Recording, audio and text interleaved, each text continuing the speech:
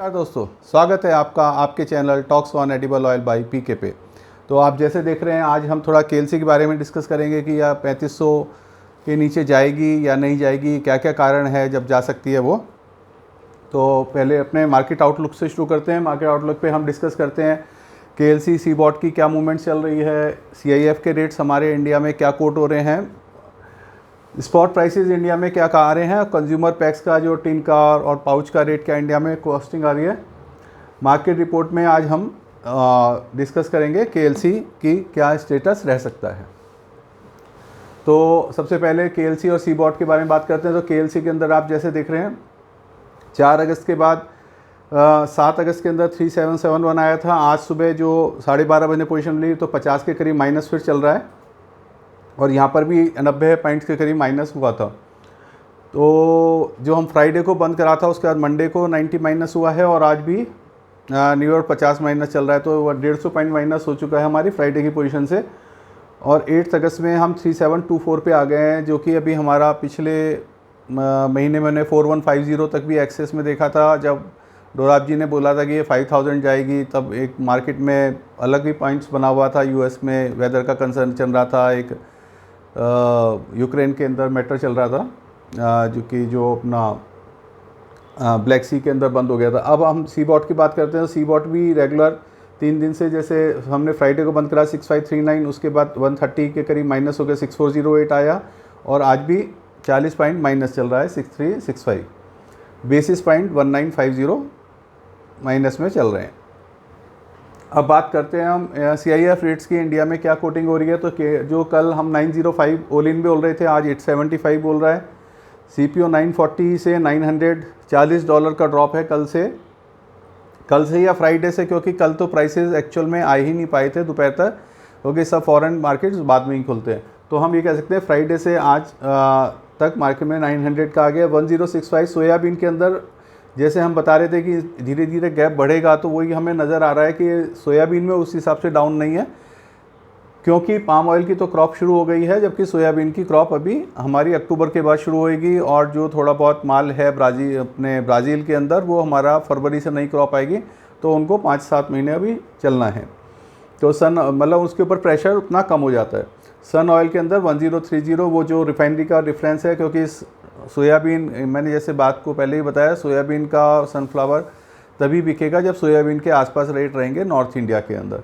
तो उसको जो रिफाइनरी कॉस्ट है उसको मैच करने के हिसाब से वो सन ऑयल नियर अबाउट $30 नीचे चल रहा है। अब हम आते हैं स्पॉट प्राइसेस के अंदर। स्पॉट प्राइसेस में थोड़ा मस्टर्ड के अंदर बड़ा अजीबोगरीब पोजीशन चल रही है। जैसे कि आपको हम बता रहे हैं कि सीड की अवेलेबिलिटी मार्केट में कम बनी हुई है, तो सीड के अंदर तो रेट्स ज़्यादा हम देख रहे हैं नहीं टूट रहे हैं, लेकिन ऑयल के अंदर रेट पीछे 2-3 दिन के अंदर, हमने 4 अगस्त से आज तक की बात करें तो ₹2 किलो निकल चुके हैं और एक्चुअल बायर भी नहीं है। क्योंकि जो मैंने जैसे आपसे कल डिस्कस कर रहा था मस्टर्ड का आउटलुक डिस्कस करते हुए, कि जो स्टॉक्स पड़े हुए हैं जो नीचे रेट के लोगों के लिए हुए हैं, अभी वही माल नहीं उठ पा रहे हैं और वही अपना रेट 4-4, 5-5 रुपये लीटर तक भी घटा के बेच रहे हैं और वो पोजीशन में नहीं आ रहे, क्योंकि बाज़ार में जो एकदम ₹10 किलो का जंप आया था तो लोगों ने काफ़ी अच्छी पोजीशन ले ली थी और वो बाज़ार तेज़ होता गया, वो लोग पोजीशन लेते गए। लेकिन अब वापसी के अंदर जब सेलिंग प्रेशर है तो वो रेट्स डाउन होके बिक रहा है। सोयाबीन में हमने कल अगर हम बात करें सैटरडे से अभी तक ₹2 किलो की मंदी आ चुकी है। इसके अंदर भी हमारा ₹2 किलो डाउन है। आरबीडी के अंदर भी, सन ऑयल के अंदर भी हम ₹2-2.5 किलो का डाउन देख रहे हैं, ₹2 किलो का। और कॉटन के अंदर भी जो सब ऑयल्स के ऊपर जो डिफरेंसेस आता है तो वो एक पैरिटी के अंदर चलता है, क्योंकि जो आरबीडी भी है ये कॉटन सीड का एक सब्स्टिट्यूट है। तो अगर ज़्यादा कॉटन का रेट चेंज हो जाता है तो और आरबीडी का डाउन होता है तो फिर उसको डाउन होना पड़ता है, इसलिए कॉटन पे भी हम फ़र्क देख रहे हैं। जबकि ये लोकल ऑयल है। राइस ब्रांड के अंदर भी रेटों के अंदर डिमांड काफ़ी कम बनी हुई है, 97 का रेट है। ग्राउंड नट का जैसे अभी नई क्रॉप आएगी और माल की शॉर्टेज है तो वो 190 पे मेंटेन कर रहा है। सीड का मैंने आपको बताया ही है कि सीड की अवेलेबिलिटी बहुत ज़्यादा शॉर्ट है, तो कुछ ब्रांडेड प्लांट्स हैं वो लोग परचेज़ कर रहे हैं और थोड़ा बहुत ही काम हो रहा है, क्योंकि अराइवल्स कम हैं, उस हिसाब से माल का मूवमेंट नहीं है। और जो क्रशिंग प्लांट चल भी रहे थे वो सब धीरे धीरे बंद होने की कगार पे, क्योंकि फाइनल प्रोडक्ट बिक नहीं रहा है और सीड के रेट मेंटेन हुए हैं। अब हम बात करेंगे कंज्यूमर पैक की कॉस्टिंग की। तो आज जो 83.5 आया है उससे हमारा जो टिन का रेट आ रहा है 1517 आ रहा है। सोयाबीन रिफाइंड का 93.1674 आ रहा है, मस्टर्ड का 1923 आ रहा है। इसके अंदर हम ₹1 मार्जिन और ₹1 डिपो एक्सपेंसेस इंक्लूड रखते हैं और ये दिल्ली यूपी एम के रेट होते हैं। लीटर टीन का रेट्स और पाउच का रेट आप यहाँ से ले सकते हैं। जैसे मस्टर्ड के अंदर 115 119 आज के रेट के हिसाब से कॉस्टिंग आएगी और सोया रिफाइंड की कॉस्टिंग सोयाबीन पाउच के 99 और बॉटल की ₹103 की आएगी। तो ये एक जनरल आपको मार्केट का आउटलुक मिल जाता है भाई कल से कितना डाउन है या प्लस है, तो वो हम इसमें बात करते हैं। अब हम बात करेंगे मार्केट रिपोर्ट्स की और फर्दर आउटलुक में क्या लग रहा है। तो प्लाम एक रिपोर्ट आई है कि इंडिया में भी प्लाम की प्लांटेशन हो रही है, तो I just mention that thing. Biodiesel के बारे में थोड़ा सा मैं बता रहा हूँ कि बायोडीज़ल में सिस्टम क्या होता है कि जो सोयाबीन की क्रशिंग प्लांट है या पाम ऑयल की क्रशिंग प्लांट है, इनके ऊपर कोई प्रेशर नहीं होता कि आपको बायोडीज़ल में इतना देना है। प्रेशर होता है जो डीजल या क्रूड ऑयल या पेट्रोलियम प्रोडक्ट बना रहे हैं कंपनियां, उनके ऊपर प्रेशर होता है कि उनको अपने जो प्रोडक्ट्स बनाए उसमें 30% 40% बायोडीज़ल का मिक्स करना है। तो बायोडीज़ल भी कई प्रोडक्ट से बनता है, उसके अंदर एक ऑयल भी एक प्रोडक्ट है। तो जैसे जैसे हमारे ऑयल के प्राइसेस डाउन होते हैं तो जो यूजेस करने में वो ऑयल का रेट्स, ऑयल की सप्लाईज प्लांट्स में ज़्यादा जाने लगती है। तो जैसे ही हम ये देखते हैं कि प्राइस ज़्यादा डाउन जा रहे हैं तो बायोडीज़ल की प्रोडक्शन में हमारा पाम ऑयल का और सोयाबीन का यूजेस बढ़ जाता है। तो जैसे अब हमारा क्रूड ऑयल के रेट काफ़ी बढ़ रहे हैं, आप देख रहे हैं पीछे $70 से हम 82 तक पहुंच गए हैं ब्रेंट क्रूड के अंदर। तो उसकी वजह से भी हमारे थोड़ा सा प्रोडक्शन जो पाम ऑयल का या सोयाबीन का इसमें बायोडीज़ल में जा सकता है।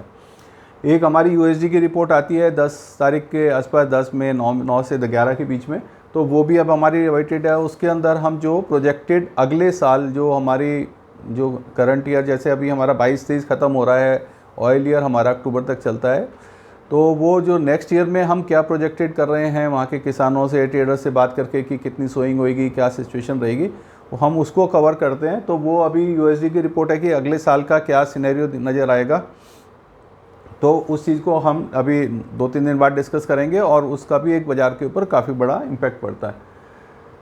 पाम ऑयल सोयाबीन का जैसे मैंने बताया कि अभी पाम ऑयल की प्रोडक्शन बढ़ने का टाइम है अगस्त सितंबर अक्टूबर के अंदर, और कंजम्पशन भी बढ़ती है क्योंकि कमर्शियल प्रोडक्ट्स ज़्यादा सेल होते हैं फेस्टिवल प्रोडक्ट्स के अंदर, और कमर्शियल यूजेस के अंदर अधिकतर पाम ऑयल ही यूज़ होता है। तो अभी पाम ऑयल की डिमांड भी बढ़ेगी और सप्लाई भी बढ़ेगी और उसके प्राइस पे उसका फ़र्क आएगा। जबकि सोयाबीन की अभी जो नई क्रॉप आनी है हमारी अक्टूबर में, अमेरिका की, चाइना की, इंडिया की आनी है, तो उसके ऊपर जो प्राइस के ऊपर दबाव आएगा वो अक्टूबर के बाद आएगा। तो अभी इसलिए हम ये कह सकते हैं कि पाम और सोयाबीन के अंदर धीरे धीरे डिफरेंसेस अभी बढ़ सकते हैं। KLC क्या 3500 के नीचे जाएगी, इस बारे में मैंने एक थोड़ा सा स्टडी बनाई है, मैं थोड़ा वो डिस्कस करना चाहूँगा आपसे। तो ये CPO local monthly average prices as per ये MPOC जो है मलेशिया का पाम ऑयल बोर्ड है, वहाँ पे जो MPOC के अंदर जितने भी प्रोड्यूसर्स एसोसिएशन कह लीजिए, वहाँ कॉरपोरेशन कह लीजिए, जो भी इनका है मलेशियन पाम ऑयल, तो उसका जो है उसके अंदर ये रिपोर्ट्स आती है कि हमारा मंथली एवरेज रेट्स क्या रहा है। तो 2016 से 2023 तक मंथली रिंगिट के अंदर ये रेट हैं। रिंगिट के अंदर मैंने रेट्स लिए हैं कि हमारे वहाँ पे क्या रिंगिट चलते थे। तो 2016 में आप देखें तो 2200 से हमारा 2653 का एवरेज आया जनवरी से दिसंबर का। 17 के अंदर 2783 का आया, 2018 में 2235 आया है, 2019 में 2119 आया। तो ये हमारे रिंगिट्स के एवरेज रेट्स हैं जो पीछे 2016 से 19 थे। इसके अंदर जब हम रिंगिट की बात करते हैं तो जब हमें माल बाहर भेजना होता है तो हम पहले इसको USD में कन्वर्ट करते हैं, करेंसी को। एवरेज जो करेंसी का कन्वर्जन रेट रहा है वो ये रहा है, मैंने एवरेज कन्वर्जन रेट निकाला है, उसके हिसाब से हमारे USD के रेट ये आते हैं। इन रेट्स के अंदर जो मलेशिया की एक्सपोर्ट ड्यूटी रहती है, जैसे आजकल 8% चल रही है, पहले 0% भी थी, तो वो हम एक्सपोर्ट ड्यूटी को ऐड करते हैं, फ्रेट को ऐड करते हैं और हम इंडिया में वो सप्लाई होता है। तो जैसे हम आज की बात करें तो हमको $900 कोडिंग आ रही है, तो 863 हमारा 3925 से हमने कोडिंग करा तो 863 आता है। इस पे 8% के करीब इनका 8% वहाँ का एक्सपोर्ट टैक्स है, तो 920 हो गया, और $30 का हमारा फेट है, 950 हो गया। अगर 3950 से कैलकुलेशन करते हैं तो वो $950 के करीब कॉस्टिंग आती है। उसके बाद ये मैंने इंडिया की ड्यूटी लिखी है कि जब हमारे यहाँ पर रेट अपना 22,135 चल रहे थे, 2113 चल रहे थे डॉलर में, वहाँ पे रिंगिट्स में 521 का रेट आ रहा है, तब हमारे यहाँ 47% ड्यूटी थी, 44% ड्यूटी थी, 41% ड्यूटी थी। फिर गवर्नमेंट ने ड्यूटी 21 में घटा के 18% तक कर दी। ये एवरेज ड्यूटी लिया है हो सकता है कहीं 21% और कहीं 15% हो, तो ये 18% और 22 और 23 में 5.5% चल ही रही है। तो ये हमने ड्यूटी स्ट्रक्चर लिया है इंडिया के अंदर, इंपोर्ट पे ड्यूटी कितनी रही। अब इसके अंदर बताते हैं 2016 और 17 के अंदर जो आप ये प्राइस देख रहे हैं ये क्या है। तो वहाँ पे एल नीनो था, वहाँ पे जो प्रोडक्शन 2015 में थी हमारी, जो मलेशिया, जो हम इंडोनेशिया की बात करें तो 2016 में 310 लाख टन हुई थी, जो आज के दिन 460-70 480 लाख टन हो रही है। तो प्रोडक्शन नियर अबाउट 1.5 गुनी बढ़ गई है इंडोनेशिया में, जो कि 2016 के अंदर केवल 310 लाख टन थी। तो मेरा पर्पज़ कहने का ये है कि जो 16-17 भी थे ये एक बिल्कुल अलग ईयर थे। 16 के अंदर यहाँ पे ड्राउट शुरू हुआ था इस एरिया के अंदर, जब वहाँ पे सूखा पड़ा था काफ़ी ज़्यादा और प्रोडक्शन काफ़ी ज़्यादा कम हुई थी, तो उसकी वजह से ये जो प्राइस का इम्पैक्ट रहा था 1 साल तक चला था। और उसके बाद जहाँ प्रोडक्शन ज़्यादा बढ़नी शुरू हुई तो प्राइसेस आप देखें 1795 रिंगिट तक भी हमारे दिसंबर 2018 में हमने देखे 1831, तो यहाँ पे हमारा प्राइस का डाउन आना शुरू हो गया था। वही सिचुएशन हमारी 19 के अंदर रही थी, लेकिन यहाँ पे 2019 नवंबर के अंदर आपको जैसे याद ही है कि हमारा जो चाइना के अंदर आउटब्रेक हुआ था कोरोना का, तो वहाँ से धीरे धीरे लेबर ने सब पलायन करना शुरू कर दिया था, जब प्रोडक्शंस काफ़ी कम होनी शुरू हो गई थी। तो ये वही एरिया है नवंबर दिसंबर का, जब यहाँ से एकदम बाज़ार के अंदर शूटिंग शुरू हुई थी 3014, 3017, फिर थोड़ा बाज़ार नॉर्मल सी में आया, फिर उसके बाद एकदम बाज़ार बढ़ते चले गए।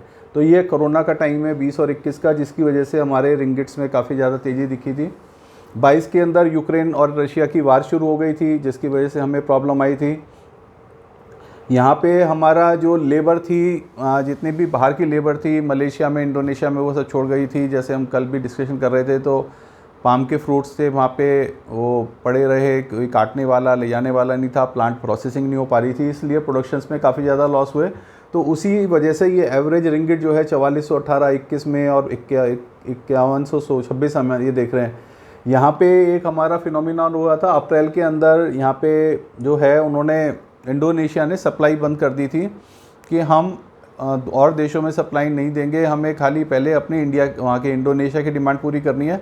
तो 1 से 1.5 से 2 महीने जब सप्लाई बंद रही तो ऑल ओवर वहाँ तो स्टॉक्स बढ़ गए और वहाँ पे प्लांटों के पास रखने की भी जगह नहीं थी, लेकिन बाहर माल सप्लाई टोटल बंद हो गई थी, और जिसकी वजह से KLC में बहुत बड़ा जंप आया था। और हमने ये देखा था कि ये रिंगिट जो है वहाँ पे 6873 ever highest of the history पहुँच गए थे।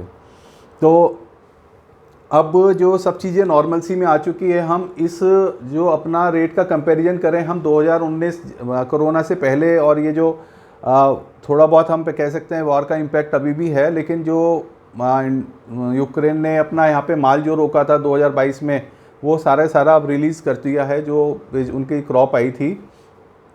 तो अब वहाँ पे यूक्रेन में सच कोई माल वगैरह नहीं है।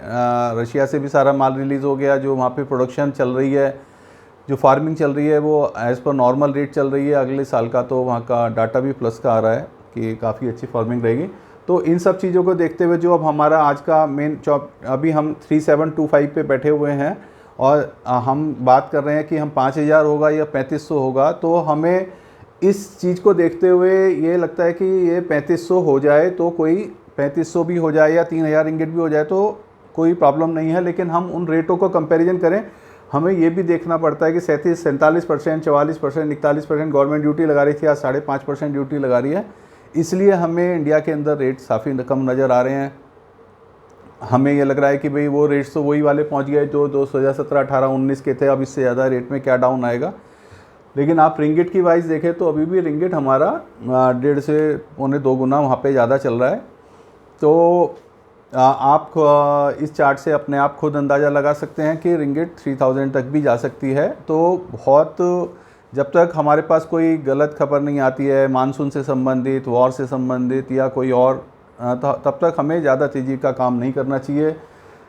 आप जैसे जान नहीं रहे हैं कि ऑयल की पोर्ट्स पे स्टॉक ज़्यादा हैं, इंडिया में स्टॉक ज़्यादा हैं। पिछले साल की जो हमारे पास सीड रखी हुई थी मस्टर्ड की और सोयाबीन की, अभी तक वो ख़त्म नहीं हुई है।